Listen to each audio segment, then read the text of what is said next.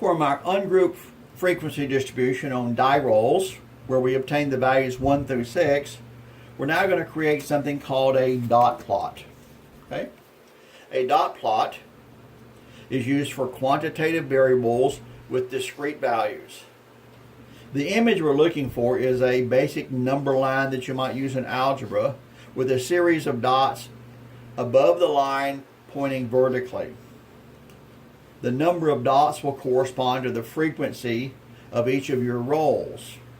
So looking back a page or two, when we rolled our dice a while ago, we got the numbers 1 through 6 with these frequencies. These are the two columns we need in order to draw our graph. Okay? I've already finished the graph because the camera messed up on my first attempt, but here it is. Okay?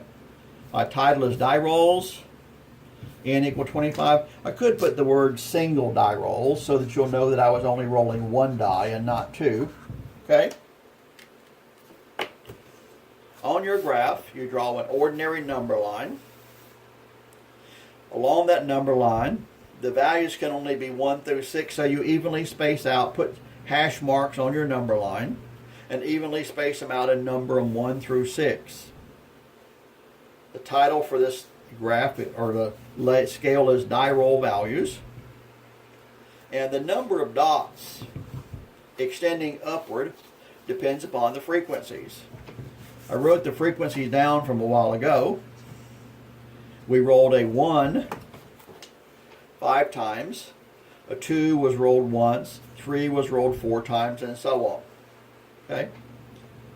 So above the number 1, do not put your dot on the line because it would be indistinguishable from the line. You always space it out above the line. You put equal spacing between the dots, and you make each dot the same diameter or thickness and darkness. So I need 5 dots above the 1, which I spaced out. I need 1 dot above the 2, 4 dots above 3, 7 dots above the 4, 6 dots, 1, 2, 3, 4, 5, 6 above 5, and 2 dots above the 6. Okay? When you get done, you should count the dots to make sure you got your sample size of 25. So that's 5, 6, 7, 8, 9, 10, 11, 12, 13, 14, 15, 16, 17, 18, 19, 20, 21, 22, 23, 24, 25. So 25 of them, I must have gotten them all. Okay? You did this problem, so you know what each of these represents. A reader does not know. Perhaps this is 250. Maybe this is 2,500. Okay? In order for the reader to understand what each of these dots represents, you can put a key on the problem in a box and say, okay, 1 dot, each dot represents 1. You could put 10, it could be 4, could be 12, basically anything. But make sure your reader knows the significance of each of those dots.